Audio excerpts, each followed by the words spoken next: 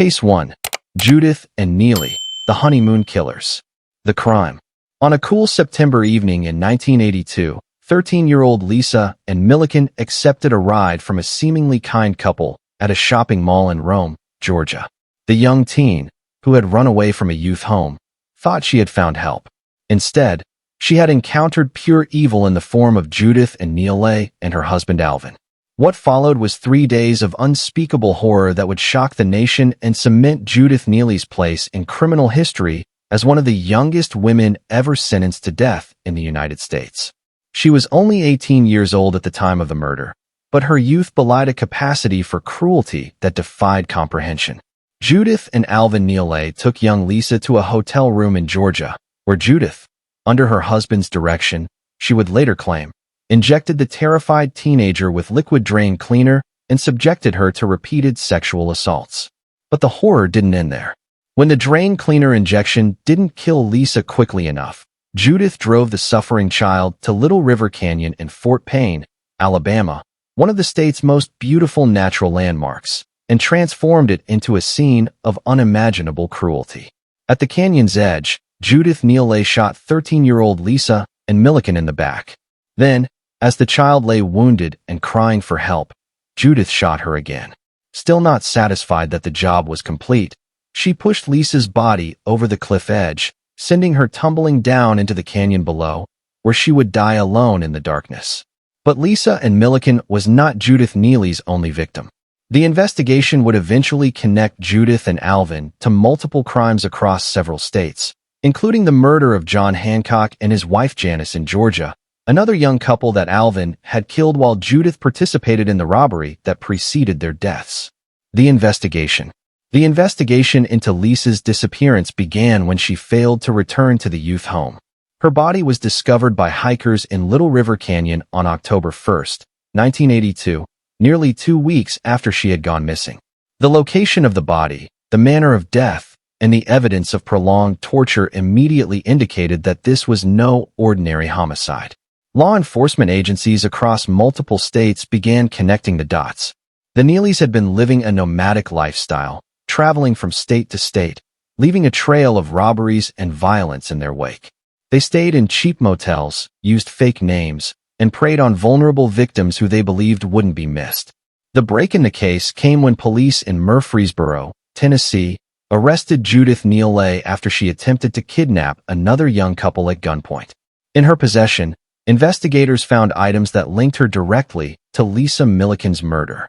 Under interrogation, Judith initially tried to claim that her husband had forced her to participate in all the crimes, painting herself as a victim of domestic abuse and manipulation. However, as the evidence mounted, a different picture emerged. Witnesses described Judith as an active and willing participant in the crimes. Hotel staff remembered her as calm and collected, showing no signs of distress or coercion. Most damning of all, the evidence showed that Judith had been alone with Lisa Milliken for much of the 3-day ordeal and had multiple opportunities to seek help or release the child. Instead, she had chosen to torture and kill her. The trial. Judith and Neelley's trial began in March of 1983 in DeKalb County, Alabama.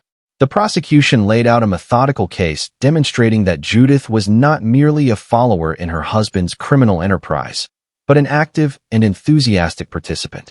They presented evidence of the drain cleaner injections, the sexual assaults, and the cold-blooded execution at Little River Canyon.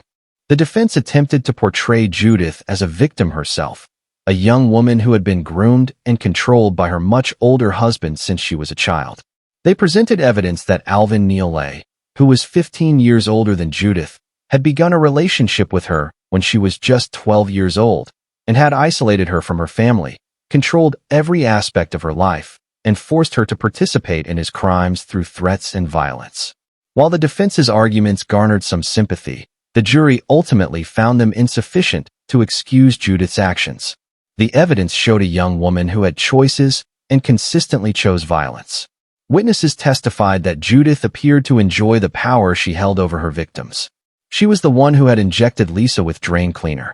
She was the one who pulled the trigger. She was the one who pushed the dying child over the cliff. On April 18, 1983, The jury returned a verdict of guilty on all counts. The penalty phase of the trial was brief. The prosecution argued that the crime was heinous, atrocious, and cruel. A legal standard in Alabama death penalty cases that means the murder was committed in a manner that involved torture or serious physical abuse beyond that necessary to cause death. The jury agreed. They recommended death. Judge Randall Cole, in a decision that would later prove controversial, accepted the jury's recommendation and sentenced 18-year-old Judith and Neelley to death by electrocution, making her one of the youngest women on death row in the United States at that time. Appeals and commutation. Judith Neelley's case wound through the appeals process for years. Her attorneys argued that her youth, her history of abuse by her husband, and questions about her mental competency should have resulted in a lesser sentence. The case garnered national attention, with advocates on both sides debating whether executing someone who committed murder at 18, regardless of the crime's brutality, served justice. In 1999, in one of his final acts as governor of Alabama, Fob James commuted Judith Neelley's death sentence to life in prison without the possibility of parole. The decision was controversial and politically costly for James, who faced severe criticism from victims' rights advocates and law enforcement officials who believed that Neelley deserved the death penalty. The commutation meant that Judith would never be executed, but it also ensured she would never walk free. She would spend the rest of her natural life in the Julia Tutwiler Prison for Women in Wetumpka, Alabama, growing old behind bars for a crime committed when she was barely more than a child herself. Impact and legacy. The Judith Neelley case had far-reaching implications for Alabama's criminal justice system. It raised questions about the death penalty for young offenders, the battered woman defense in cases of extreme violence, and the responsibilities of those who claim to be under another's control when committing crimes. Lisa and Milliken's family has spent decades living with the aftermath of her murder. Her mother has spoken publicly about the ongoing pain of losing a child in such a horrific manner, and about her mixed feelings regarding the commutation of Judith's death sentence. While she wanted justice for Lisa, she also recognized that executing someone who was 18 at the time of the crime carried its own moral complexities. Today, Judith and Neelley remains in prison, now in her 60s, having spent more than 4 decades behind bars. She has never shown genuine remorse for her crimes, instead continuing to blame her husband for forcing her participation. Alvin Neelley died in prison in 1995, taking whatever truth he knew about the full extent of their crimes to his grave.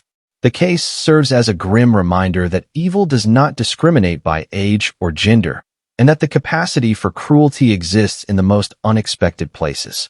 Case 2. Rhonda Belle Martin, the Angel of Death. The crime. Between 1937 and 1951, in the small towns of northern Alabama, a quiet woman with a gentle smile was systematically poisoning her way through husbands, children, and family members with chilling efficiency. Rhonda Belle Martin appeared to be the unluckiest woman alive, buried 2 husbands, lost multiple children, and watched as her mother and mother-in-law both died under mysterious circumstances. But luck had nothing to do with it. Rhonda Belle Martin was a serial killer who used rat poison to murder at least 6 people, possibly more, over the course of 14 years. The true scope of Rhonda's crimes might never be fully known, but investigators believe she killed her first husband, Claude Martin, in 1937, poisoning him slowly with arsenic-laced food until his system finally gave out. She collected his life insurance, remarried, and then repeated the pattern with her second husband, George Garrett, who died in 1950 after months of mysterious illness. But Rhonda's victims weren't limited to husbands. In a display of maternal evil that defies understanding, she also poisoned 2 of her own daughters, Imogen in 1944 and Carolyn in 1951, watching them suffer through agonizing deaths while playing the role of the grieving mother. She killed her mother, Rena Pascal, in 1944, and her mother-in-law, Iva Brackeen, in 1948. Each death brought insurance money, sympathy from the community, and no suspicion whatsoever. Rhonda Belle Martin was the perfect killer, patient, methodical, and hiding in plain sight as a respectable Southern woman who seemed to have suffered more than her share of family tragedies.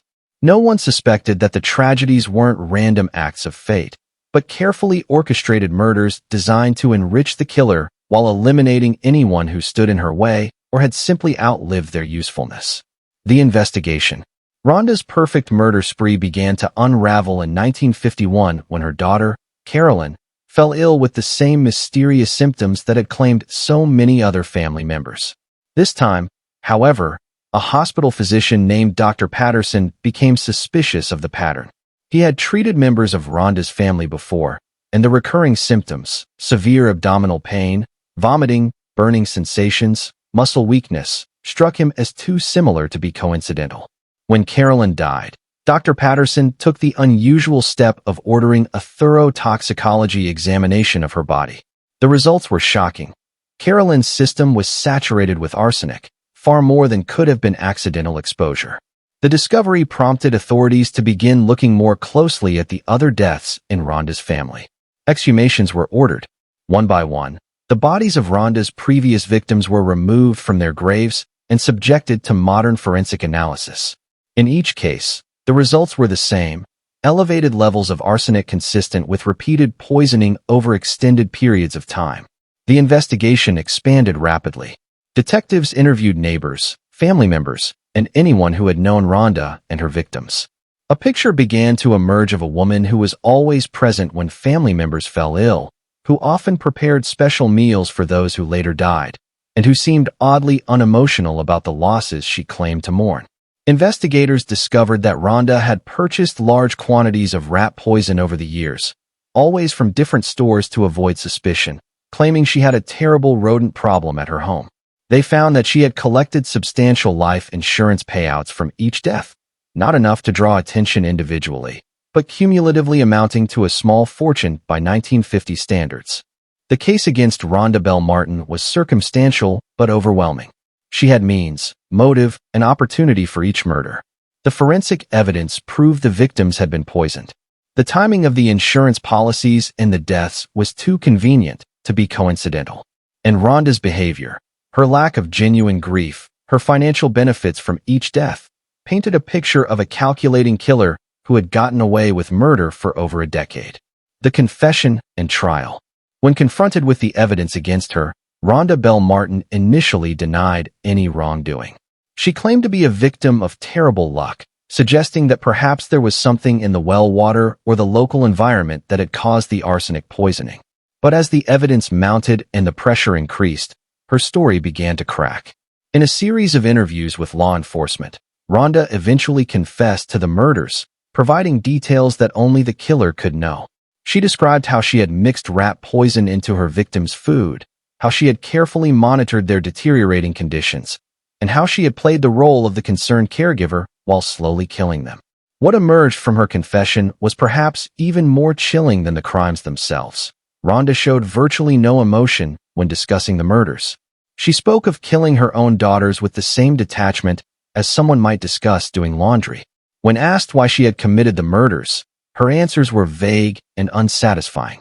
Money was clearly a factor, but investigators sensed there was something deeper, a fundamental lack of empathy, an inability to see her victims as human beings worthy of life. The trial of Rhonda Belle Martin began in October of 1951 in Montgomery, Alabama. The prosecution presented the forensic evidence, the confession, and testimony from numerous witnesses who described Rhonda's suspicious behavior around the times of the deaths. The defense attempted to argue that Rhonda was mentally incompetent, that a woman who could kill her own children must be insane by definition. The jury didn't agree. After deliberating for less than 3 hours, they returned a verdict of guilty of murder in the first degree in the death of Claude Martin, her first husband. The evidence in that case was strongest, though prosecutors made clear they could have tried her for any of the 6 known murders. The penalty phase was even briefer than the deliberations. The jury recommended death, and the judge imposed the sentence. Rhonda Belle Martin would die in Alabama's electric chair for her crimes. Execution and aftermath. Rhonda Belle Martin's execution was scheduled for October 11, 1957, more than 6 years after her arrest. During her time on death row, she gave several interviews to newspaper reporters and prison officials, providing additional details about her crimes, but never expressing genuine remorse. She seemed more concerned with how history would remember her than with the lives she had destroyed. On the night of her execution, Rhonda remained calm and composed. She ate her final meal, spoke with a prison chaplain, and walked to the electric chair without resistance. Her last words were unremarkable. She expressed hope that her death would bring peace to the families of her victims, though many doubted the sincerity of the sentiment. At 8:30 in the evening on October 11, 1957, electrical currents surged through Rhonda Belle Martin's body, ending the life of one of Alabama's first known female serial killers. She was 52 years old. The impact of Rhonda's crimes extended far beyond her own death. Families had to grapple with the knowledge that their loved ones had been murdered by someone they trusted.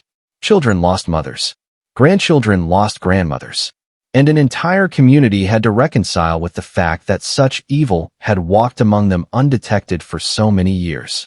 The Rhonda Belle Martin case also highlighted the need for better death investigation procedures. At the time of her crimes, many deaths that occurred at home were not investigated thoroughly, especially in rural areas. Doctors often signed death certificates based on reported symptoms without conducting thorough examinations or autopsies. Rhonda's murder spree demonstrated how a patient killer could exploit these gaps in the system. Today, the case is studied by criminologists and forensic experts as an example of Black Widow killers, women who murder family members for financial gain. Rhonda Belle Martin's crimes remain among the most disturbing in Alabama's criminal history, a reminder that maternal instinct is not universal and that the capacity for evil recognizes no gender boundaries. Case 3. Betty Wilson and Peggy Lowe, the twin sisters' murder plot. The crime. On the afternoon of May 22, 1992, Dr. Jack Wilson, a well-respected ophthalmologist in Huntsville, Alabama, returned to his luxurious home in the affluent community of Boulder Circle to find his wife, Betty Wilson, hysterical and covered in blood. She claimed that she had discovered an intruder in their home who had attacked and killed Jack's wife, but Betty was Jack's wife. The story made no sense, and within hours, it would unravel completely, revealing a murder-for-hire plot that shocked Alabama's upper-class social circles and exposed a web of lies, manipulation, and cold-blooded betrayal. The victim was actually Dr. Jack Wilson himself. He had been bludgeoned to death in his own home with brutal efficiency, multiple blows to the head with a baseball bat, delivered with enough force to fracture his skull and cause massive brain trauma. The killer had shown no mercy, continuing to beat Dr. Wilson even after he was clearly incapacitated, ensuring that he would not survive. The investigation would reveal that Betty Woods Wilson, the doctor's wife of 9 years, had conspired with her identical twin sister, Peggy Lowe, to hire a handyman named James Dennison White to murder her husband. The motive was as old as time itself: money. Dr. Wilson was wealthy, with assets exceeding $2 million, substantial life insurance policies, and a lucrative medical practice. Betty stood to inherit everything upon his death. But this wasn't a crime of passion or a spontaneous act of violence. This was a carefully planned execution, discussed over weeks and months, with Betty and Peggy working together to find someone willing to commit murder for money, eventually settling on James White, a man who worked odd jobs and had a history of substance abuse that made him vulnerable to manipulation. The investigation. From the moment law enforcement arrived at the Wilson home, Betty's story didn't add up. She claimed she had come home to find an intruder standing over her husband's body, that they had struggled, and that she had managed to escape to a neighbor's house to call for help. But there were problems with this narrative immediately. First, Betty had no significant injuries despite claiming to have fought with the intruder. Second, the positioning of Dr. Wilson's body and the blood spatter patterns didn't match her description of events. Third, and most damning, neighbors reported seeing Betty's car leave the property earlier in the day, at a time when she claimed to be shopping at a local mall. Detectives began digging into Betty's background and quickly discovered financial problems that contradicted the image of wealthy contentment she projected. Despite her husband's substantial income, Betty had been spending money at an alarming rate. Expensive shopping trips, lavish gifts, and a lifestyle that exceeded even the doctor's generous salary. She had also taken out additional life insurance policies on her husband in the months leading up to his death, increasing the potential payout significantly. The investigation took a crucial turn when detectives interviewed James Dennison White. Under pressure, White confessed that he had been hired by Betty Wilson to kill her husband, and that Betty's twin sister, Peggy Lowe, had served as the intermediary, arranging meetings and delivering payment. White provided detailed information about the planning of the murder, including multiple conversations with both sisters about the best way to kill Dr. Wilson and make it appear to be a robbery gone wrong. According to White's statement, Betty had promised him $5,000 to commit the murder. She had provided him with details about her husband's schedule, given him access to the house, and even suggested using the baseball bat as the murder weapon because it could be found in any home and wouldn't necessarily point back to her. After the murder, White claimed, Betty had paid him in cash and threatened him to keep quiet, warning that if he talked to police, she would claim he acted alone and that her wealth would ensure he faced the death penalty while she walked free. The trials. The decision to try Betty Wilson and Peggy Lowe separately would prove to be a crucial strategic move by prosecutors. They chose to try Betty first, believing that securing a conviction against her would make Peggy's case even stronger. James White would testify against both sisters, and his testimony would be the cornerstone of the prosecution's case. Betty Wilson's trial began in February of 1993 in Tuscumbia, Alabama, after a change of venue due to extensive pretrial publicity in Huntsville. The prosecution presented a methodical case built on White's testimony, forensic evidence from the murder scene, financial records showing Betty's motive, and witness testimony about her behavior before and after the killing. White took the stand and described in detail how Betty had approached him about killing her husband, how she had provided information and access, and how she had paid him after the murder. He admitted his own guilt freely, having already pleaded guilty to murder in exchange for a life sentence, but insisted that he had been hired by Betty and had acted at her direction. The defense attacked White's credibility mercilessly. They pointed out his history of drug use, his criminal record, and the fact that he was testifying to save himself from the death penalty. They argued that White had acted alone, that he had robbed and killed Dr. Wilson on his own initiative, and that he was now fabricating Betty's involvement to reduce his own sentence. But the prosecution had more than just White's testimony. They presented evidence of phone calls between Betty and White in the weeks before the murder. They showed that Betty had purchased a prepaid phone card that she used only to call White, suggesting she was trying to hide the communications. They demonstrated that Betty had withdrawn large amounts of cash around the time of the murder, consistent with White's claim that she had paid him. And they presented testimony from Betty's friends and family members who described her unhappy marriage and her interest in her husband's wealth. Perhaps most damning was Betty's own testimony. Taking the stand in her own defense, Betty denied any involvement in the murder but proved to be an unconvincing witness. She contradicted herself multiple times, couldn't explain the financial transactions or phone calls, and appeared cold and unemotional when discussing her husband's death. Her demeanor on the stand reinforced the prosecution's portrait of her as a calculated killer motivated by greed. The jury deliberated for 7 hours before returning a verdict of guilty of capital murder. The penalty phase was brief, with the prosecution arguing that Betty had shown no remorse and deserved the ultimate punishment. The jury agreed, recommending death. Judge Robert McDowell sentenced Betty Woods Wilson to die by electrocution, making her one of the few women on Alabama's death row. Peggy Lowe's trial. Peggy Lowe's trial followed a similar pattern, but with one crucial difference. Peggy would not testify. Her attorneys, having watched Betty's disastrous performance on the witness stand, advised her to remain silent and forced the prosecution to prove its case without her giving them additional ammunition. The prosecution presented largely the same evidence they had used against Betty, with James White again serving as the star witness. White testified that Peggy had served as the go-between, arranging meetings between him and Betty, delivering messages, and even providing some of the payment money. He described Peggy as an active and willing participant in the murder plot, not simply a bystander. Without Peggy's testimony to rebut these claims, the defense focused entirely on attacking White's credibility and arguing that he was lying to protect himself.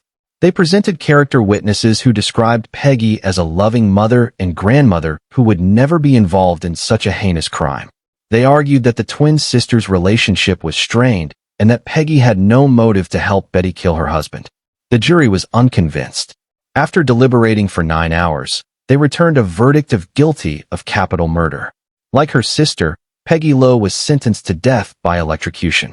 The The twin sisters, who had been born within minutes of each other, would now potentially die by execution, convicted of conspiring together to commit one of Alabama's most notorious contract killings. Appeals and current status.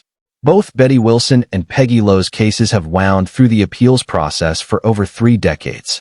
Their attorneys have raised numerous issues, including questions about the reliability of James White's testimony, the fairness of the trials, and whether the death penalty is appropriate for women who didn't personally commit the murder.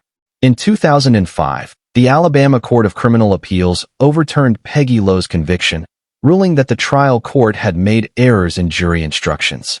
Rather than retry the case, prosecutors agreed to a plea deal in which Peggy pleaded guilty to reduced charges in exchange for a sentence of life in prison without parole.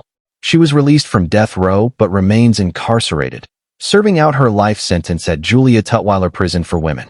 Betty Wilson's death sentence was also eventually commuted to life, without parole following years of appeals and changing legal standards.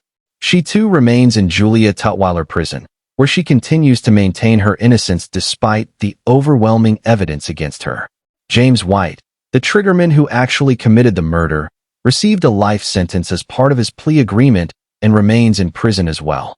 Impact and legacy. The Betty Wilson and Peggy Lowe case captured public attention not just because of the brutality of the crime, but because it shattered assumptions about who commits murder. Betty was a society woman, married to a respected doctor, living in an exclusive neighborhood. Peggy was a mother and grandmother with no criminal history. They were not the stereotypical criminals that populate most murder trials. The case also highlighted the phenomenon of murder-for-hire plots and the vulnerabilities of those who find themselves targeted by family members who view them as obstacles to wealth rather than as human beings deserving of life. Dr. Jack Wilson went to work on the morning of May 22, 1992, with no idea that his wife had hired someone to kill him, that his death had been planned and purchased like any other transaction. For the Huntsville community, particularly the social circles in which the Wilsons traveled, the case was a profound shock. It demonstrated that evil could exist behind the most respectable facades, and that wealth and social standing provided no immunity from violence or betrayal. Today, both sisters remain in prison, elderly women who will die behind bars for their roles in a murder that gained them nothing but notoriety and lifelong incarceration. Their story serves as a cautionary tale about greed, betrayal, and the terrible consequences of valuing money over human life. Case 4. Louise Peete, the Black Widow of Alabama. The crime. While Louise Peete committed murders in multiple states, her connection to Alabama and her eventual crimes that led to her execution make her one of the most notorious female killers in American history. Born Lophie Louise Pressler in Bienville, Louisiana, in 1883, Louise spent her formative years in Alabama, where she developed the charm and manipulation skills that would later enable her to kill multiple times across decades. Louise Peete's criminal career spanned over 40 years in multiple states, but her final murders and her execution in California were the culmination of a life spent manipulating, stealing from, and ultimately killing those who trusted her. She is believed to have killed at least 4 people, though the true number may be higher, making her one of America's first recognized female serial killers. Her pattern was consistent and chilling. She would ingratiate herself into the lives of wealthy, vulnerable individuals, gain their trust completely, and then systematically take over their assets before murdering them and disposing of their bodies. She possessed an almost supernatural ability to charm and deceive, presenting herself as a refined Southern lady who had fallen on hard times, when in reality, she was a calculating predator seeking her next victim. In 1944, while living in California, Louise befriended Arthur and Margaret Logan, an elderly couple who owned a comfortable home in Pacific Palisades. Arthur Logan had recently suffered a stroke and was partially paralyzed, making him vulnerable. Margaret suffered from depression and anxiety. They were the perfect targets for Louise's particular brand of evil.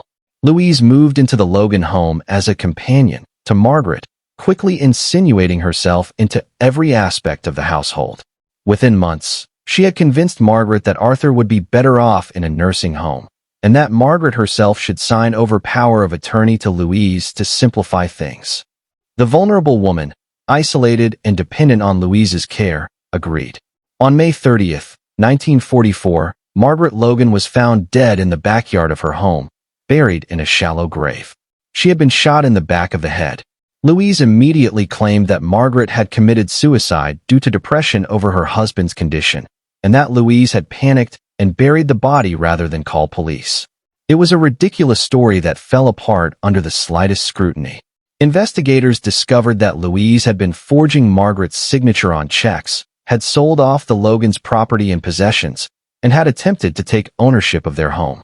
She had systematically looted the couple's assets while Margaret was alive, and had killed her when the woman was no longer useful or when Louise feared her crimes would be discovered. The investigation into Margaret Logan's death led detectives to re-examine Louise's entire criminal history, revealing a pattern of victims stretching back decades. The long history of murder. Louise Peete's first confirmed murder occurred in 1920 in Los Angeles, when she shot and killed Jacob Charles Denton, a wealthy mining engineer who had befriended her. She claimed Denton had committed suicide, but investigators found the gun positioned in a way that made suicide impossible. She was convicted of manslaughter and sentenced to 18 to life in prison.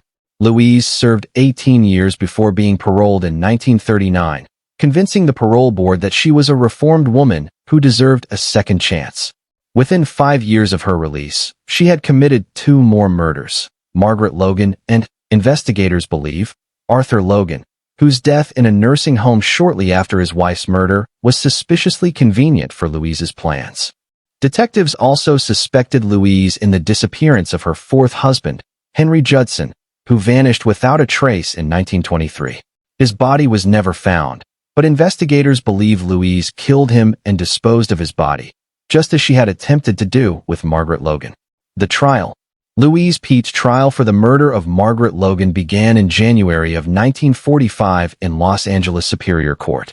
The prosecution presented overwhelming evidence of Louise's guilt, forensic evidence showing that Margaret had been shot in the back of the head at close range, financial records documenting Louise's systematic theft of the Logans' assets, and witnesses who testified that Louise had lied repeatedly about Margaret's whereabouts after her death.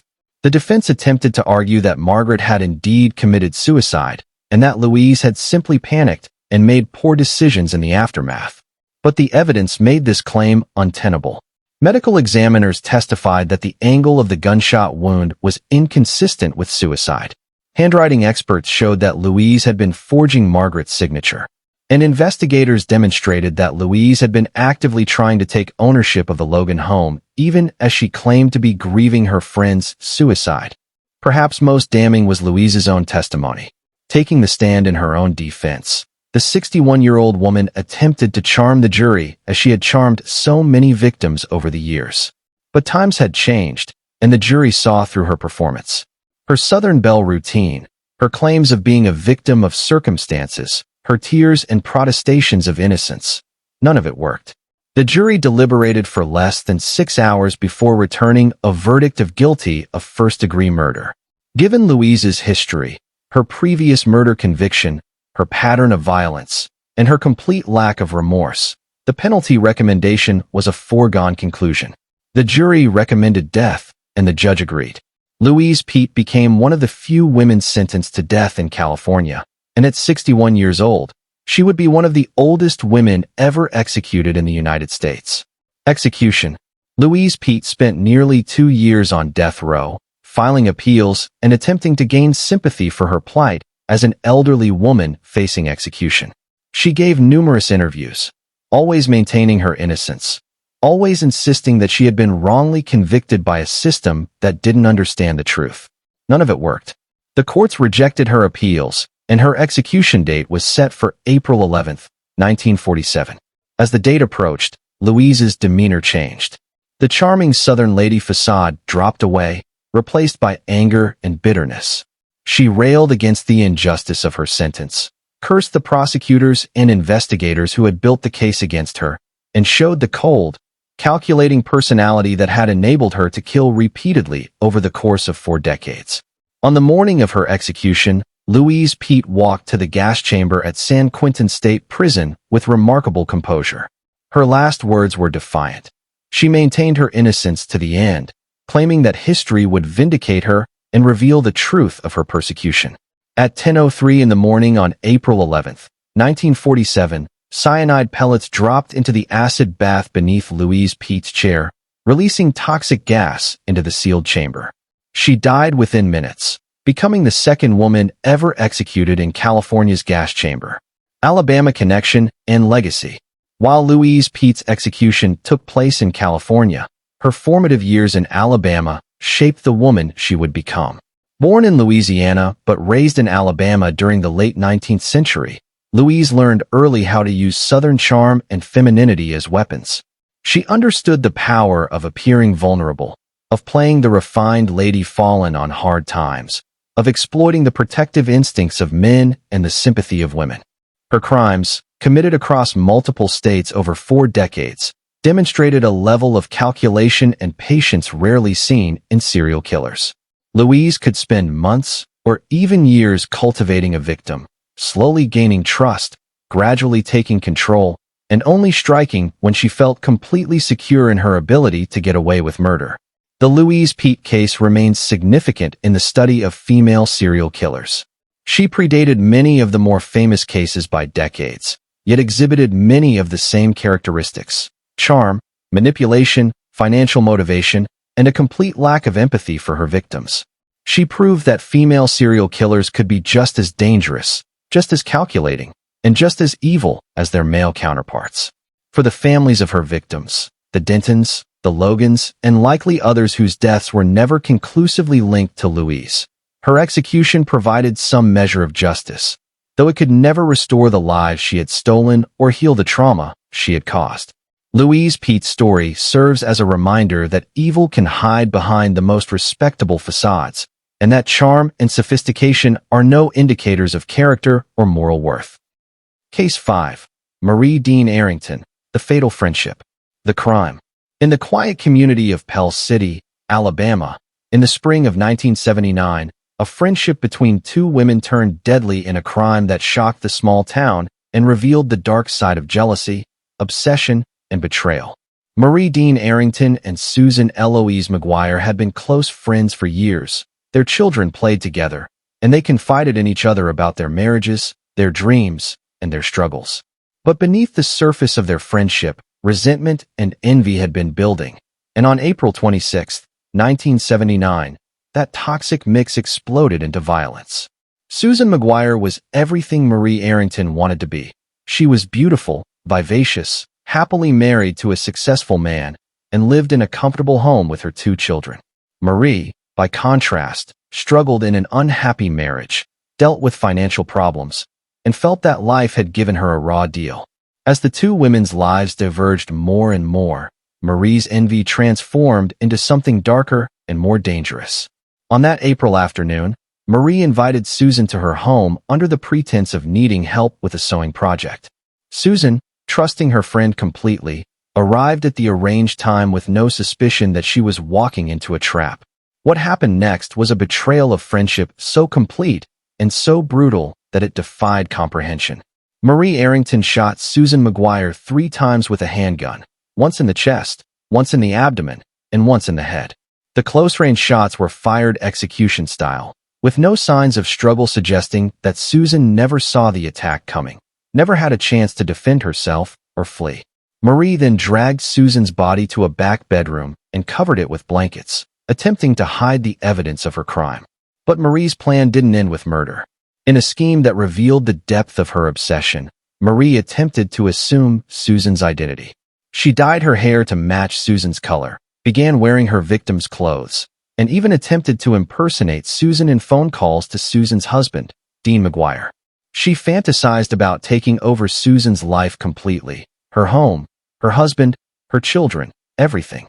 The investigation. When Susan failed to return home that evening, Dean McGuire became concerned. Susan was a devoted mother who would never leave her children without explanation. He began calling around, trying to locate her, and eventually contacted Marie Arrington, knowing that Susan had planned to visit her that afternoon. Marie claimed that Susan had left her house several hours earlier and suggested that perhaps Susan had decided to run some errands or visit other friends. But Dean knew something was wrong. Susan's car was still parked outside Marie's house, and Susan had taken none of her personal belongings with her. He contacted the Pell City Police Department and reported his wife missing. Detectives immediately focused on Marie Arrington as a person of interest. She was the last person known to have seen Susan alive. Susan's car was still at her house, and Marie's explanation for Susan's whereabouts was vague and unconvincing. When officers asked to search Marie's home, she consented, likely believing that she had hidden Susan's body well enough that it wouldn't be found. She was wrong. Within 30 minutes of beginning their search, officers discovered Susan McGuire's body in a back bedroom, exactly where Marie had left it. The cover-up was so poorly executed that it suggested either panic or a fundamental disconnect from reality on Marie's part. Confronted with the discovery, Marie initially attempted to claim that Susan's death was an accident, the result of a gun discharging during an argument. But the forensic evidence immediately disproved this story. Susan had been shot 3 times at close range, with the final shot fired into her head after she was already down. This was no accident. This was execution. Under intense questioning, Marie's story changed repeatedly. She claimed self-defense, then claimed temporary insanity, then finally admitted that she had planned to kill Susan because she wanted Susan's life. The depth of Marie's obsession became clear as investigators uncovered her plans to impersonate Susan, her attempts to forge Susan's signature, and her delusional belief that she could simply step into Susan's role and that no one would notice the difference. The trial. Marie Dean Arrington's trial began in November of 1979 in St. Clair County, Alabama. The prosecution presented a straightforward case of premeditated murder motivated by jealousy and obsession. They showed that Marie had lured Susan to her home specifically to kill her, that she had shot her friend multiple times in cold blood, and that she had then attempted to steal Susan's identity in a bizarre and ultimately futile scheme. The forensic evidence was damning. The 3 gunshots, particularly the final shot to the head, demonstrated clear intent to kill.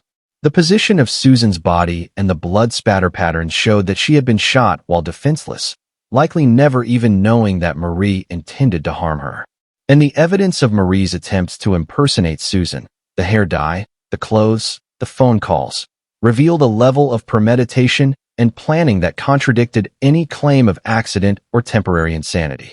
The defense attempted to paint Marie as mentally ill, suggesting that only someone severely disturbed could commit such a crime against a close friend. Psychiatrists testified about Marie's history of depression, her marital problems, and her obsessive tendencies. But the prosecution countered that mental illness did not excuse or justify murder, and that Marie's careful planning and attempted cover-up demonstrated that she knew exactly what she was doing and understood that it was wrong. Susan's husband, Dean McGuire, gave emotional testimony about his wife's friendship with Marie, about Susan's trusting nature, and about the devastating impact of her murder on their family. He described how his children, who had played with Marie's children countless times, now had to grow up without their mother because of Marie's jealousy and selfishness. The jury deliberated for 8 hours before returning a verdict of guilty of murder in the first degree. The penalty phase was brief. The prosecution argued that Marie had committed a heinous crime against someone who trusted her completely, that she had shown no genuine remorse, and that she deserved the maximum penalty allowed by law. The jury agreed, recommending life in prison without the possibility of parole. The judge accepted the recommendation and sentenced Marie Dean Arrington to spend the rest of her natural life in prison for the murder of Susan McGuire. Appeals and current status. Unlike many of the cases we've examined today, Marie Arrington's appeals were relatively brief and unsuccessful. The evidence against her was so overwhelming, and her guilt so clear, that appellate courts found no reversible errors in her trial or conviction. She was transferred to Julia Tutwiler Prison for Women, where she has remained for over 4 decades.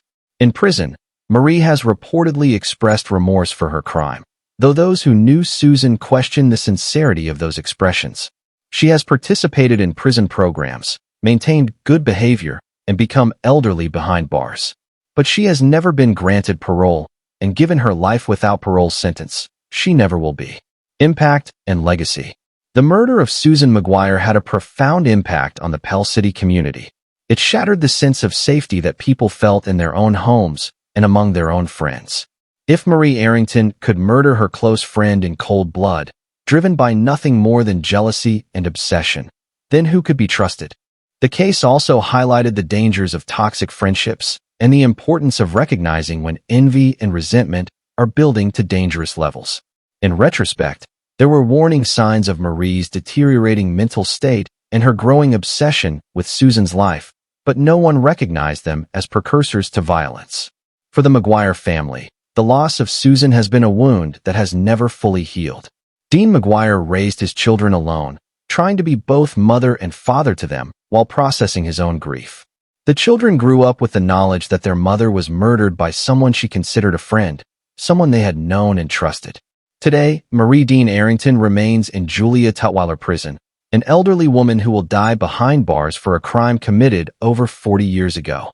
Her case serves as a reminder that murder doesn't always come from strangers or obvious threats. Sometimes it comes from those closest to us, hidden behind smiles and friendship until jealousy and obsession finally overwhelm whatever humanity once existed. Case 6. Carolyn Sue King, the nurse who killed. The crime. Between 1986 and 1990, in hospitals across northern Alabama, a registered nurse named Carolyn Sue King was systematically ending the lives of patients under her care, making her one of the few known cases of a female angel of death serial killer in Alabama's history. While the exact number of her victims remains unknown, estimates range from a dozen to potentially dozens more. Her crimes represent a profound betrayal of the medical profession's sacred duty to heal and protect. Carolyn King worked as a nurse in intensive care units and cardiac care units, positions that gave her access to vulnerable patients and a wide array of medications that could be used to kill. She appeared to be a dedicated healthcare professional, working long hours, volunteering for difficult shifts, and often staying late to care for patients. In reality, she was using her position to play God, deciding who would live and who would die based on criteria known only to her. Her method was consistent and difficult to detect. She would inject patients with massive doses of potassium chloride or other cardiac medications, causing their hearts to stop. In an ICU setting, where patients were already critically ill and cardiac arrests were not uncommon, these deaths initially raised no suspicions. The patients were sick, they were dying. It seemed natural that they would have heart attacks or other cardiac events. But a pattern began to emerge. Patients who had been stable would suddenly crash when Carolyn King was on duty. Cardiac arrests seemed to cluster around her shifts. And other nurses began to notice that Carolyn seemed to be present at an unusually high number of patient deaths, often being the one to discover the patient in distress or to call the code blue. The exact moment when Carolyn decided to cross the line from healer to killer is unknown. Some experts who have studied the case believe she may have started with patients who were already dying, convincing herself that she was performing a mercy killing, ending suffering for those who had no hope of recovery. But over time, her victim selection expanded to include patients who were stable, who were expected to recover, who had families waiting for them to come home. The investigation. The investigation into Carolyn King's crimes began not with law enforcement, but with concerned colleagues who noticed the statistical anomaly of deaths associated with her shifts. In 1990, a nurse supervisor at Huntsville Hospital began tracking patient outcomes by shift and discovered that the mortality rate during Carolyn's shifts was significantly higher than normal, even accounting for the severity of illnesses in the ICU. When confronted with these statistics, hospital administration initially resisted the implication that one of their nurses might be killing patients. They suggested alternative explanations. Perhaps Carolyn was assigned the sickest patients. Perhaps it was coincidence. Perhaps the statistical analysis was flawed. But as the supervisor pressed the issue and more nurses came forward with suspicions, the hospital had no choice but to investigate. A review of patient records revealed disturbing patterns. Patients under Carolyn's care who had suffered sudden cardiac arrest showed elevated levels of potassium in their blood work, levels that were inconsistent with their medical conditions or prescribed treatments. Medication logs showed discrepancies during Carolyn's shifts, with missing doses of potassium chloride and other cardiac medications. The hospital contacted the Huntsville Police Department, and a criminal investigation began. Detectives worked with medical examiners to review the cases of patients who had died during Carolyn's shifts over a 4-year period. While many of the bodies had been cremated or buried, making toxicology testing impossible, the medical records told a damning story. In case after case, patients showed the same pattern. They were stable or improving. Carolyn King was their assigned nurse. They suddenly went into cardiac arrest, and blood work showed elevated potassium levels or other signs of medication overdose. The statistical probability that this pattern was coincidental was virtually zero. Confronted by investigators, Carolyn initially denied any wrongdoing. She claimed to be a victim of professional jealousy, suggesting that other nurses were trying to destroy her career. But as the evidence mounted, her denials became less convincing. She couldn't explain the medication discrepancies, couldn't account for the elevated potassium levels, and couldn't justify the statistical clustering of deaths during her shifts. Eventually, facing overwhelming evidence, Carolyn King admitted to killing patients, though she minimized the number and attempted to justify her actions as mercy killings. She claimed that she had only ended the suffering of patients who were dying anyway, that she had been acting out of compassion, not malice. But the evidence showed otherwise. Many of her victims had been expected to recover, and there was no medical or ethical justification for her actions. The trial. Carolyn Sue King was charged with 3 counts of murder. The cases where the evidence was strongest and where toxicology testing had confirmed lethal doses of medication in the victim's systems. Prosecutors made clear that these charges represented only a fraction of her actual victims, but they were confident they could secure convictions on these 3 cases and ensure that Carolyn would never walk free again. The trial began in 1991 in Madison County, Alabama. The prosecution presented expert testimony from toxicologists, cardiologists, and nursing professionals who explained how Carolyn had used her medical knowledge and access to kill. They showed the jury medication logs with discrepancies, blood work results showing fatal overdoses, and statistical analyses demonstrating the astronomical improbability that so many deaths could cluster around one nurse's shifts by chance. Perhaps most compelling were the testimonies from the families of victims. They described loved ones who had been recovering, who had been talking about going home, who had been making plans for the future, and then suddenly, inexplicably, went into cardiac arrest and died while under Carolyn King's care. These families had trusted the medical system to heal their loved ones, and instead, they had unwittingly delivered them into the hands of a killer. The defense attempted to argue that the deaths were natural occurrences in an ICU setting, that critically ill patients often suffer unexpected cardiac events, and that the prosecution was engaged in a witch hunt driven by confirmation bias. They brought in their own medical experts who questioned the toxicology findings and suggested alternative explanations for the elevated medication levels. But the sheer weight of evidence was insurmountable. 3 separate patients, under the care of the same nurse, all dying under similar circumstances, all showing signs of medication overdose. The jury didn't need to be medical experts to recognize that this was no coincidence. After 2 weeks of testimony and less than 6 hours of deliberation, the jury returned verdicts of guilty on all 3 counts of murder. The penalty phase was swift.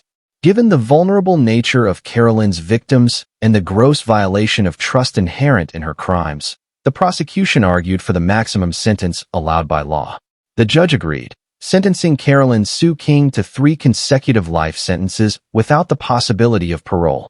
She was 41 years old at the time of sentencing, meaning she would spend the rest of her life in prison for her crimes. Aftermath and current status. The Carolyn King case prompted major reforms in hospital protocols across Alabama and nationwide. Hospitals implemented more rigorous medication tracking systems, mandatory reporting of suspicious death clusters, and better oversight of healthcare professionals with access to potentially lethal drugs. The case became a textbook example of how institutional failures can allow serial killers in medical settings to operate undetected for years. Carolyn King was transferred to Julia Tutwiler Prison for Women, where she has remained for over 30 years. Unlike some of the other killers we've examined today, Carolyn has never given a full accounting of her crimes. She has never provided a complete list of her victims, never explained her motives beyond vague claims of compassion, and never shown genuine remorse for the lives she stole. Medical ethicists and criminologists who have studied the case believe the true number of Carolyn's victims may be significantly higher than the 3 murders for which she was convicted. Some estimates suggest she may have killed 20 or more patients over her 4-year killing spree, though without confessions or physical evidence. These additional deaths will likely never be confirmed. Impact and legacy. The families of Carolyn King's known and suspected victims have had to live with a particularly cruel form of grief. Their loved ones didn't die from illness or accident. They were murdered by someone who was supposed to be healing them. The trust they placed in the medical system was betrayed in the most fundamental way possible. The case also raised troubling questions about how many other angel of death killers might be operating undetected in medical facilities across the country.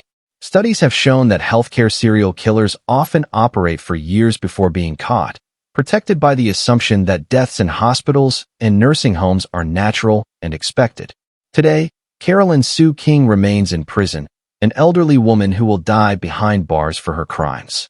Her case serves as a stark reminder that evil can hide behind any profession, any uniform, and that the capacity for murder exists in the most unexpected places, even in those we trust with our lives. Case 7. Robin Lee Rowe, the Family Annihilator.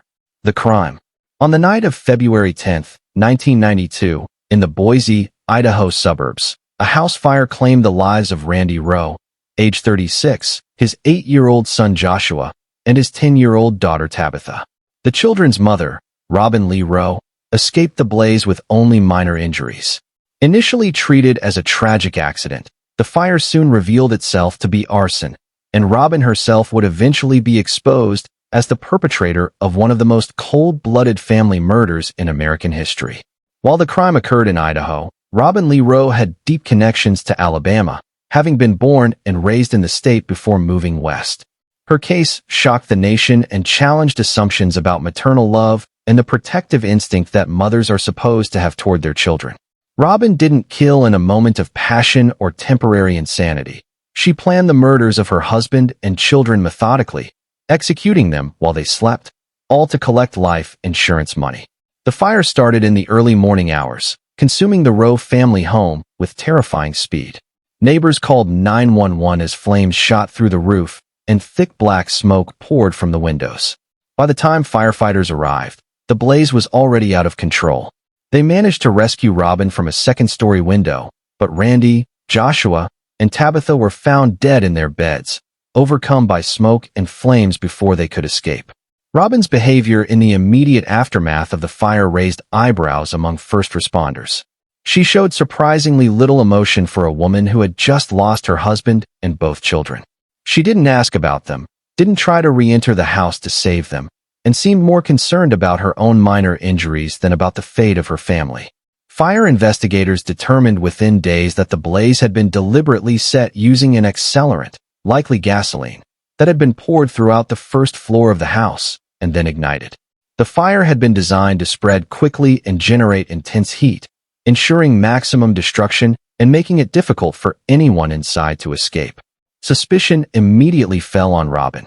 She was the only survivor. She had access to the house and the ability to set the fire, and investigators discovered that she had recently taken out substantial life insurance policies on her husband and children, policies that would pay out over $400,000 in the event of their deaths. The investigation. As investigators dug deeper into Robin Rowe's background, a disturbing picture emerged. Her marriage to Randy had been troubled, marked by financial problems and frequent arguments. Robin had complained to friends about feeling trapped in the marriage and burdened by the responsibilities of motherhood. She had expressed desires to start over, to live a different life, to be free of the obligations that weighed her down. Most chilling were the insurance policies. Robin had taken them out just months before the fire, significantly increasing the coverage on Randy and the children without his knowledge. She had forged his signature on the applications and paid the premiums from a secret bank account that Randy didn't know existed. Investigators also discovered that Robin had researched house fires in the weeks before the murders, checking out library books about arson investigation and making suspicious purchases at hardware stores, including gasoline cans that were never found after the fire. Financial records revealed that Robin was deeply in debt, owing money to credit card companies, banks, and private lenders. The insurance payouts would not only clear her debts, but leave her with a substantial sum to start a new life. For Robin Rowe, her family was worth more dead than alive, and she acted on that cold calculation. When confronted with this evidence, Robin denied any involvement in the fire. She claimed to have been asleep when it started, to have woken to smoke and flames, and to have barely escaped with her life.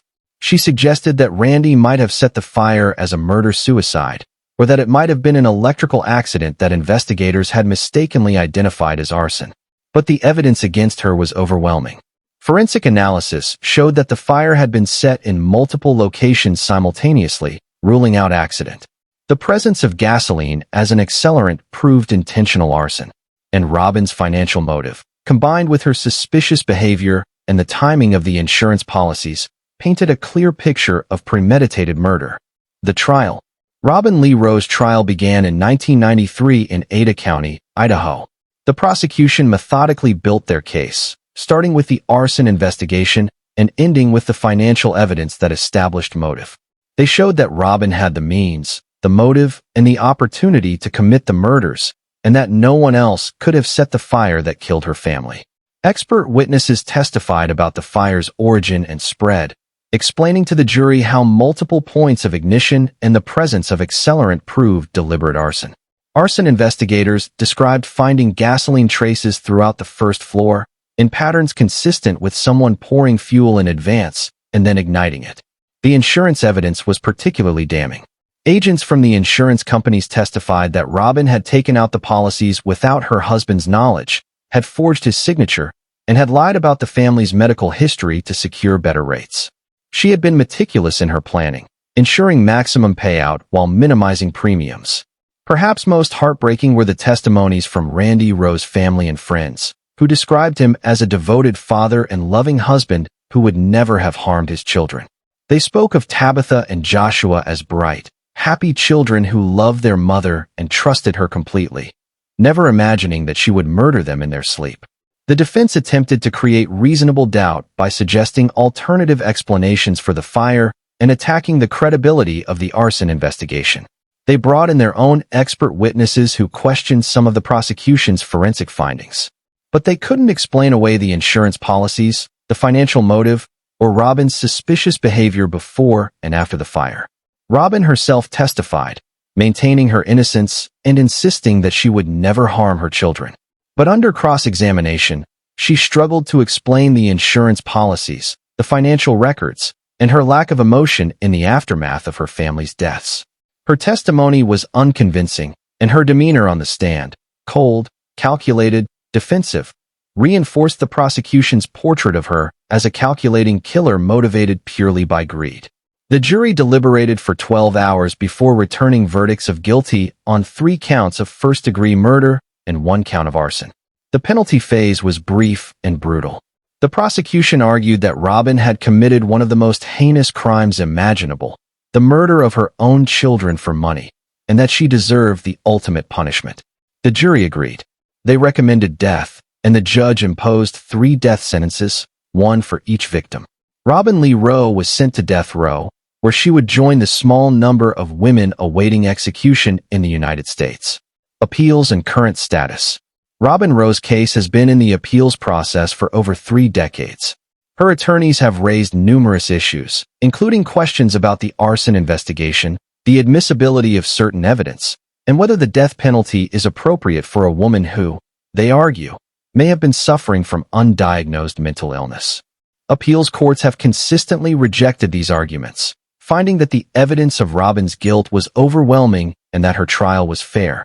She remains on death row in Idaho, where she continues to maintain her innocence despite the mountain of evidence against her.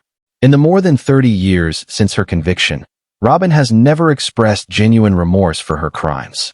She has never acknowledged killing her family, never apologized to Randy's relatives, never taken responsibility for robbing her children of their futures. Her continued denials and lack of remorse have hardened opposition to any clemency or sentence reduction. Impact and legacy. The Robin Rowe case shocked the nation and challenged fundamental assumptions about maternal love and the parent-child bond. How could a mother murder her own children? The question haunted investigators, prosecutors, and the public alike. Psychologists who have studied the case describe Robin as having severe personality disorders that prevented her from forming normal emotional attachments, even to her own children. For Robin, her family members were not people she loved, but obstacles to the life she wanted and resources that could be converted to cash through insurance payouts. The case also highlighted the need for better oversight of life insurance policies, particularly those taken out on children. In the wake of Robin's crimes, many states implemented new regulations requiring more thorough verification of policy applications and limiting the amounts of coverage that could be placed on minors. For Randy Rowe's extended family, the loss of Randy, Tabitha, and Joshua has been compounded by the knowledge that they were murdered by someone who was supposed to love and protect them. The family has been vocal in their opposition to any clemency for Robin, attending parole hearings and appeal proceedings to ensure that she remains in prison for the rest of her life. Today, Robin Lee Rowe remains on death row, an aging woman who will likely die behind bars, whether by execution or natural causes, for the unforgivable crime of murdering her own family for money. Case 8. Kelly Gissendaner, the mastermind murder. The crime. On the cold night of February 7, 1997, 30-year-old Douglas Gissendaner was lured to a remote area outside Auburn, Georgia, by his wife Kelly's lover, Gregory Owen, who had been manipulated and coerced into committing murder.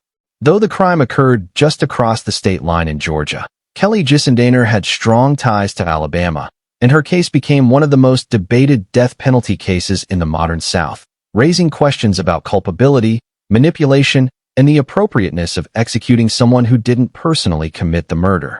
Kelly and Douglas Gissendaner had been married for 7 years and had 3 children together, but their relationship was turbulent, marked by separations, reconciliations, and Kelly's infidelity.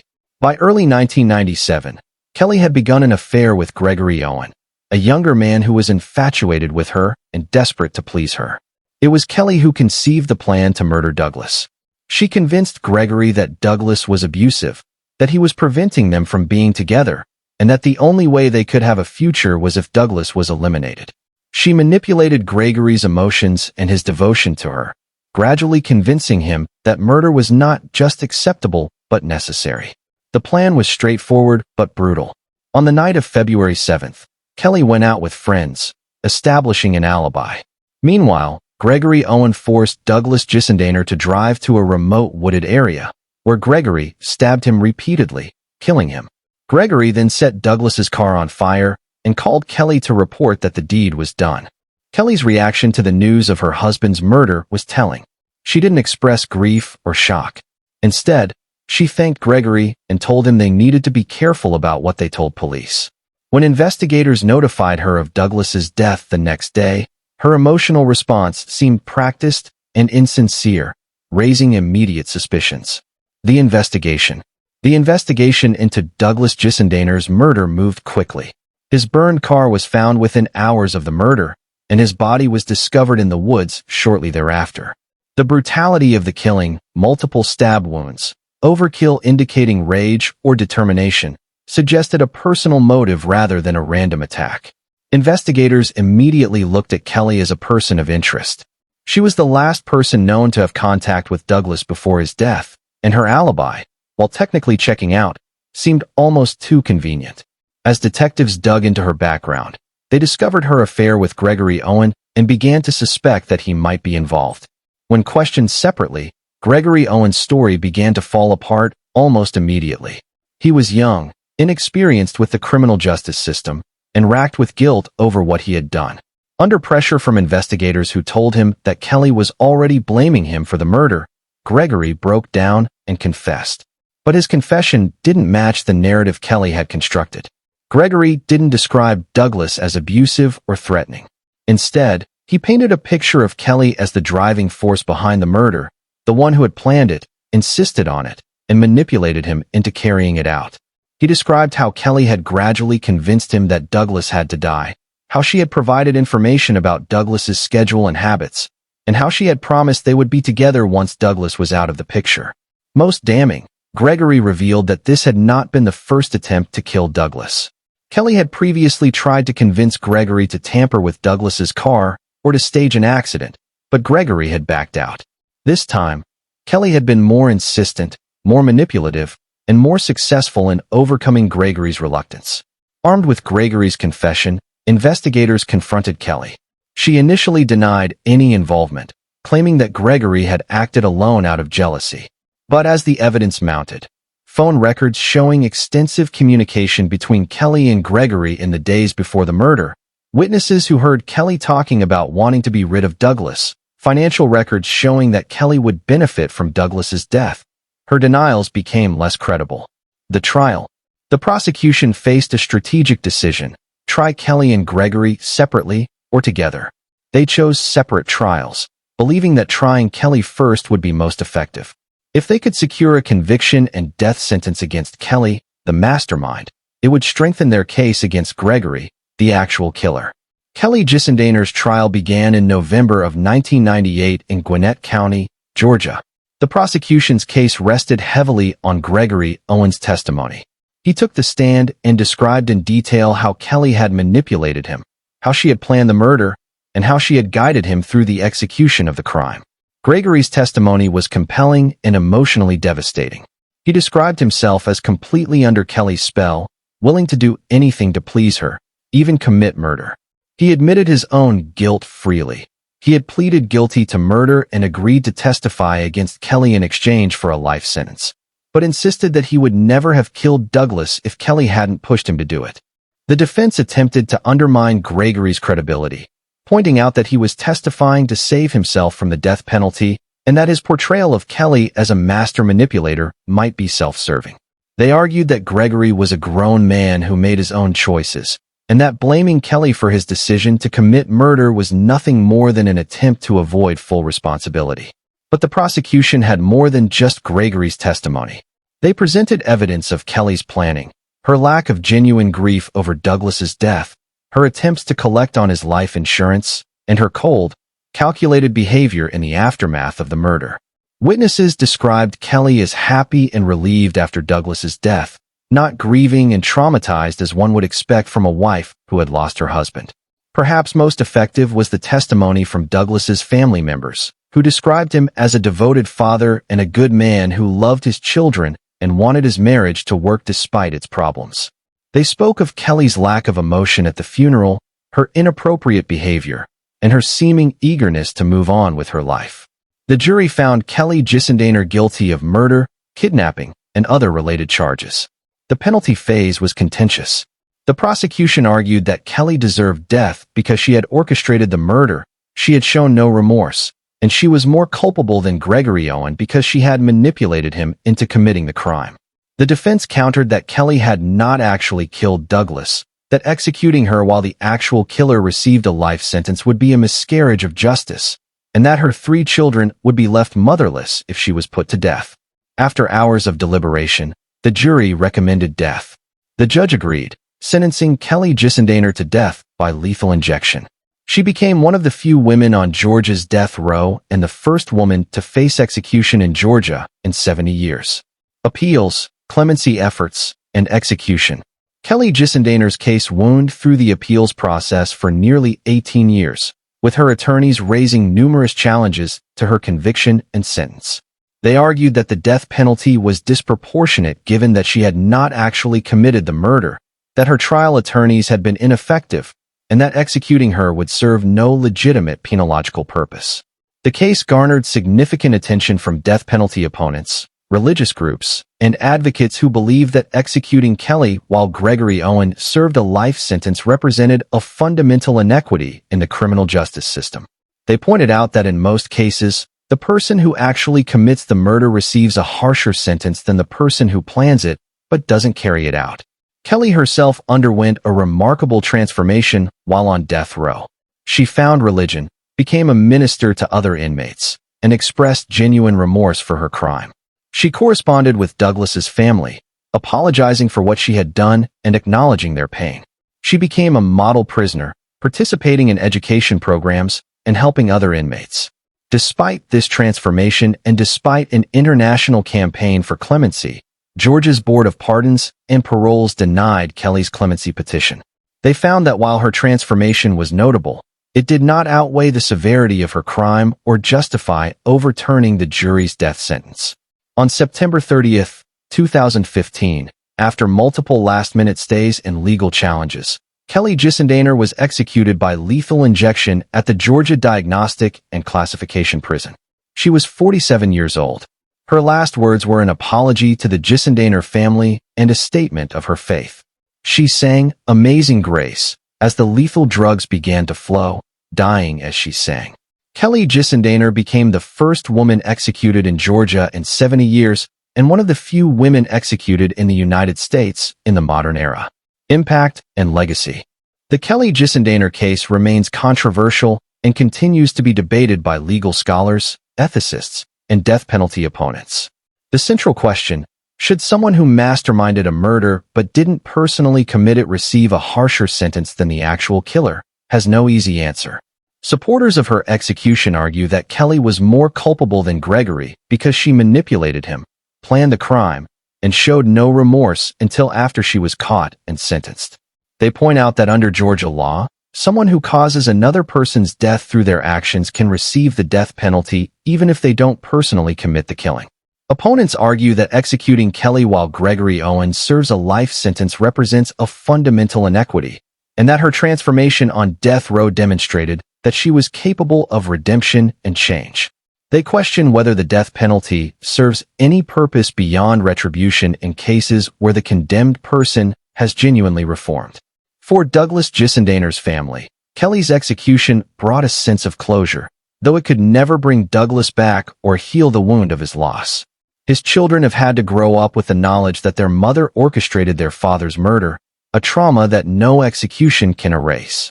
The case continues to be studied in law schools and criminal justice programs as an example of the complexities surrounding death penalty cases, particularly those involving women and those where the condemned person did not personally commit the murder. Case 9. Frances Elaine Newton, the insurance killer. The crime. On the night of April 7, 1987, in Houston, Texas, 3 people were shot to death in their home. 23-year-old Adrian Newton, 7-year-old Alton Newton, and 21-month-old Farrah Newton. The victim's wife and mother, Frances Elaine Newton, claimed she had left the house to search for her husband at a local pool hall and returned to find her family dead. While this crime occurred in Texas, Frances Newton had family connections to Alabama, and her case became one of the most controversial death penalty cases in modern American history, with serious questions raised about her guilt even after her execution. Frances Newton's story was that she had been having marital problems with Adrian, that he had been using drugs and spending time away from home, and that she had gone looking for him that evening.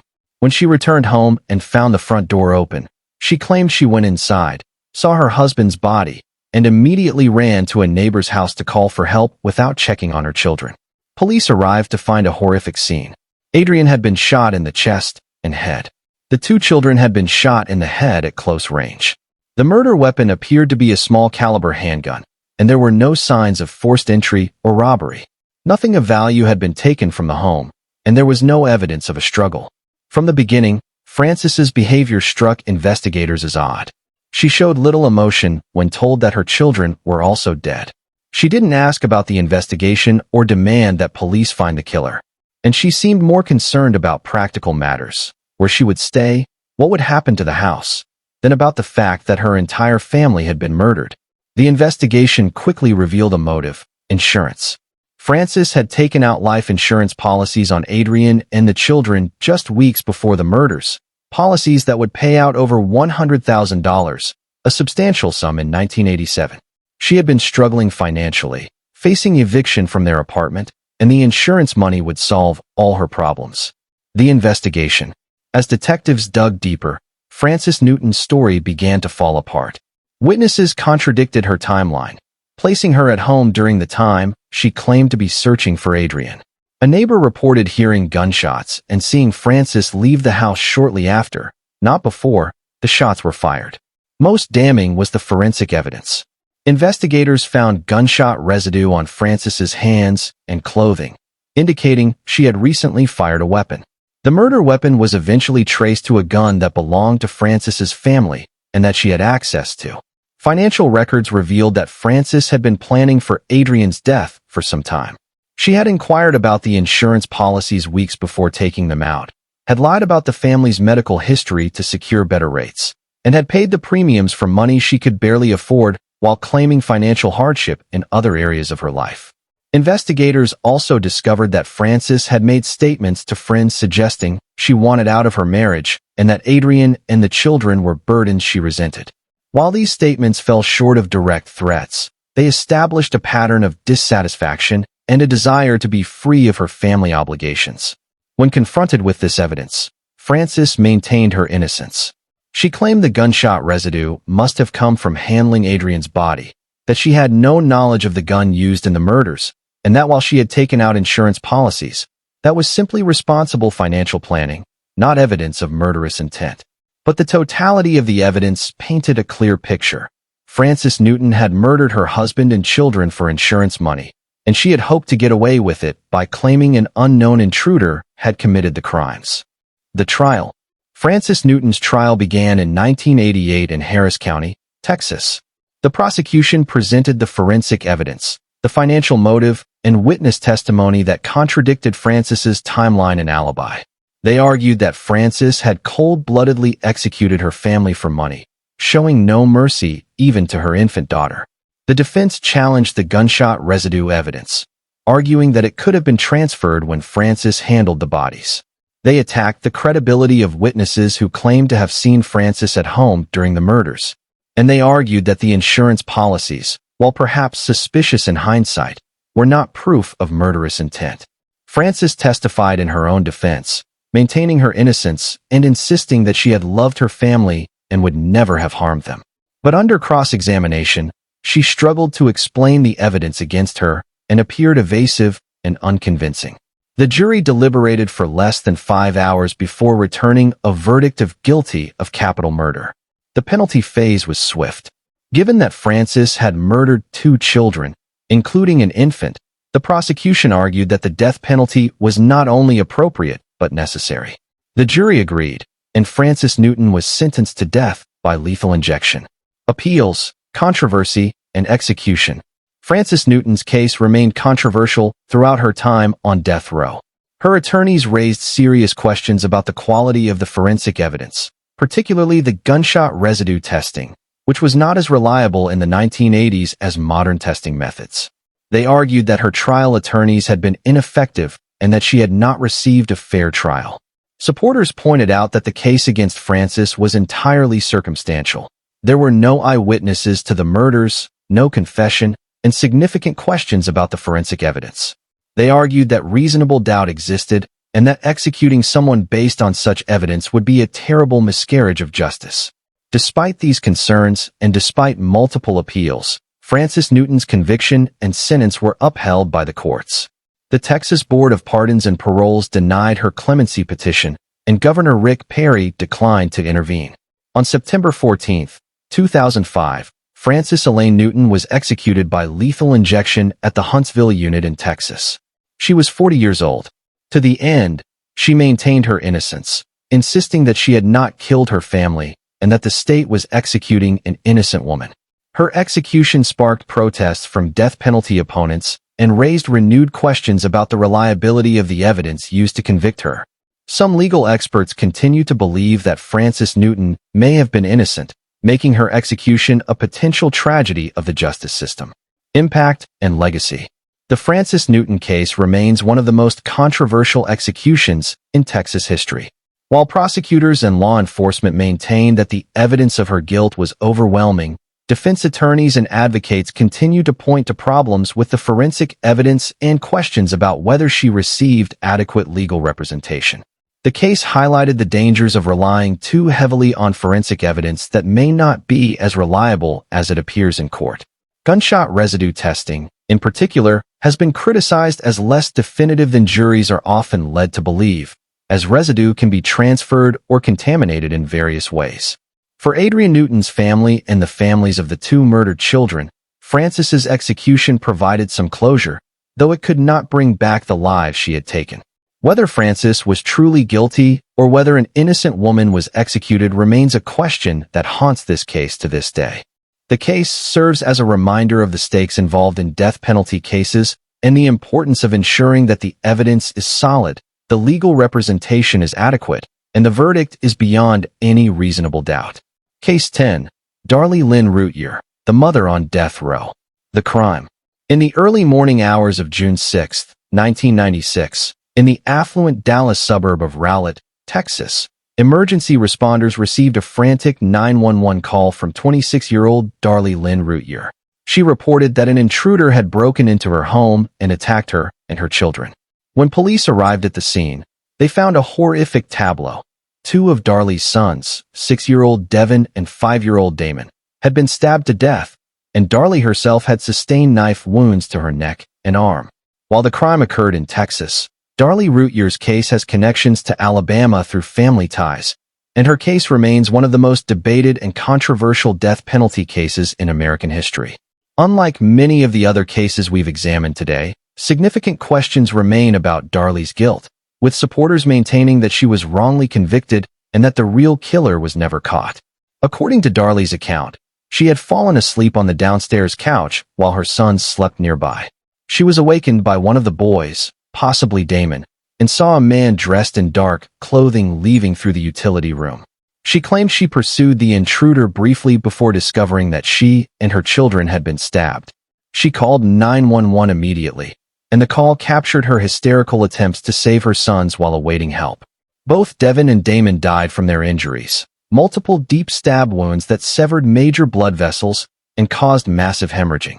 The violence of the attack was shocking, with the boys having been stabbed repeatedly even after they were clearly incapacitated. Darlie's own injuries were less severe but still significant. A slash wound across her throat that came within millimeters of her carotid artery, and a defensive wound on her right arm. She was hospitalized and underwent surgery to repair the damage. The investigation. From the beginning, investigators were skeptical of Darlie's intruder story. There were no signs of forced entry into the home. The window screen that Darlie claimed the intruder had cut to gain entry showed knife marks that appeared to have been made from inside the house, not outside. And despite Darlie's claim that she had pursued the intruder, there was no evidence of anyone fleeing the scene. No footprints, no disturbed vegetation, no witnesses who saw anyone running from the property. The crime scene itself presented problems for Darlie's narrative. Blood spatter analysis suggested that the attack on the boys had occurred while Darlie was in the room, not while she was asleep, as she claimed. There was no physical evidence of a struggle between Darlie and an intruder, and the positioning of bloodstains indicated that Darlie had moved around the crime scene more than her story suggested. Most troubling to investigators was Darlie's behavior in the days following the murders. Rather than appearing devastated and traumatized, Darlie seemed oddly unconcerned. The most infamous example was a birthday party held at the boys' gravesite 1 week after their deaths. Video footage showed Darlie laughing, spraying silly string on the graves, and appearing to enjoy herself. Behavior that seemed incomprehensible for a mother who had just lost 2 children to a violent attack.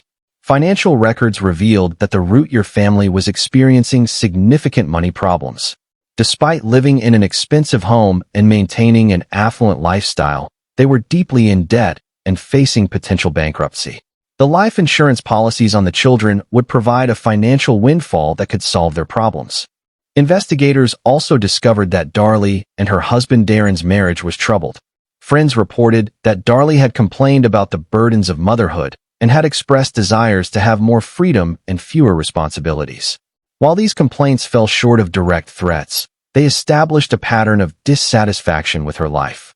The final piece of evidence that convinced investigators of Darlie's guilt was the knife. The murder weapon was found in the kitchen of the Routier home, a knife from their own knife block. Forensic analysis showed that Darlie's blood and the boy's blood were both on the knife, and that the knife matched the wounds on all 3 victims. When confronted with this evidence, Darlie maintained her innocence. She insisted that the intruder must have used their own knife, and that her behavior at the gravesite party was simply her way of trying to celebrate what would have been her son's birthday despite her grief. The trial. Darlie Routier's trial began in January of 1997 in Kerrville, Texas, after a change of venue due to extensive pretrial publicity. The prosecution presented a methodical case built on forensic evidence, financial motive, and Darley's suspicious behavior. The blood spatter evidence was particularly compelling. Experts testified that the patterns on Darley's nightshirt indicated she had been in close proximity to the boys when they were stabbed, contradicting her claim that she had been asleep. They showed that blood found in the kitchen suggested Darley had been there during or immediately after the attacks, not simply when she called 911. The gravesite video was played for the jury and had a devastating impact. Jurors later reported that watching Darley laugh and spray silly string at her son's graves convinced many of them that she was capable of killing her children. The prosecution argued that only someone without normal maternal emotions could behave in such a manner so soon after her children's deaths. The defense attempted to counter with their own experts who questioned the blood spatter analysis and argued that the evidence could be interpreted in ways consistent with Darley's innocence. They presented testimony from supporters who described Darley as a loving mother who would never harm her children. And they argued that the gravesite video had been taken out of context, that there had been a private memorial service earlier in the day where Darley had been appropriately grief-stricken, and that the silly string moment was just a brief attempt to lighten the mood for the sake of her surviving son. But the cumulative weight of evidence was substantial. The lack of evidence supporting the intruder theory, the financial motive, the suspicious behavior, and the forensic evidence all pointed to Darley's guilt. After deliberating for less than 12 hours, the jury returned a verdict of guilty of capital murder in the death of Damon Routier. Prosecutors chose to try her for only one murder, reserving the right to try her for Devon's death if necessary. The penalty phase was brief. The prosecution argued that Darley had murdered her own children in cold blood and deserved the ultimate punishment. The jury agreed, and Darley Lynn Routier was sentenced to death by lethal injection. Appeals and ongoing controversy. Darley Routier's case has remained in the appeals process for over 25 years, making her one of the longest-serving women on death row in the United States. Her attorneys have raised numerous challenges to her conviction, including questions about the reliability of the forensic evidence, the effectiveness of her trial attorneys, and whether the death penalty is appropriate given the questions that remain about her guilt.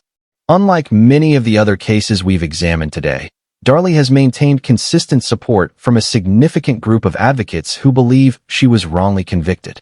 They point to problems with the blood spatter analysis, questions about the thoroughness of the investigation into the intruder theory, and concerns that the jury was prejudiced by the gravesite video and media coverage. In recent years, Darley's defense team has pushed for additional DNA testing using modern techniques that were not available at the time of her trial. They believe this testing could identify the real killer and exonerate Darley. As of now, some testing has been conducted, but the results have been inconclusive and have not definitively proven Darley's innocence. Darley remains on death row in Texas, continuing to maintain her innocence and fighting for a new trial. She has given numerous interviews over the years, always insisting that she did not kill her sons and that the real killer remains at large. Impact and legacy. The Darley Routier case remains one of the most controversial in American criminal justice. Unlike the other cases we've examined today, where the evidence of guilt appears overwhelming and the killers either confessed or were clearly responsible, Darley's case involves significant questions and ongoing debate. Supporters point to these questions as evidence that she should not have been sentenced to death, arguing that any case with such doubts should not result in execution. Opponents argue that the evidence, while circumstantial, is more than sufficient for conviction and that Darley's continued protests of innocence are simply an attempt to avoid responsibility for her crimes. For Darren Routier, Darley's husband who survived the attack and lost 2 sons that night, the case has been a prolonged nightmare. He initially supported Darley's innocence claims, but has reportedly wavered in recent years as the evidence against her has been re-examined. Their marriage did not survive the aftermath of the murders and the trial. The case has also sparked debates about how juries evaluate maternal behavior and whether mothers who don't conform to expected grief responses are unfairly judged. The gravesite video, while shocking, may not be reliable evidence of guilt. People grieve in different ways, and brief moments of levity do not necessarily indicate a lack of genuine sorrow. Today, Darley Lynn Routier remains on death row, her fate uncertain as appeals continue. Whether she is a cold-blooded killer who murdered her own children or a wrongly convicted woman whose grief was misunderstood remains a question that may never be fully answered. Conclusion. We've journeyed through the darkest corners of Alabama's criminal history and examined the cases of 10 women whose crimes were so heinous, so calculated, and so utterly devoid of humanity that they earned life sentences or death penalties that ensure they will never walk free again.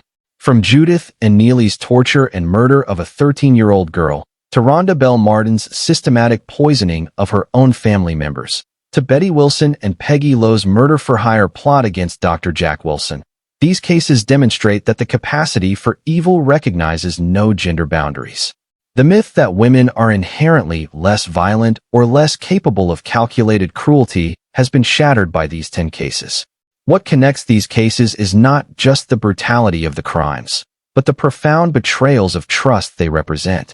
Judith Neelley and her husband targeted vulnerable young people who thought they were being helped. Rhonda Belle Martin poisoned family members who trusted her to care for them. Marie Dean Arrington murdered a close friend who never suspected danger. Carolyn Sue King violated the sacred trust between healthcare provider and patient. Robin Rowe and Kelly Gissendaner murdered their own families, people who loved them and trusted them completely. These women came from different backgrounds, different eras, and different circumstances. Some were motivated by greed, others by jealousy or obsession. Some planned their crimes meticulously over months or years, while others acted more impulsively. But all shared a fundamental characteristic. They were willing to take human lives for their own purposes, whether those purposes were financial gain, personal convenience, or psychological gratification.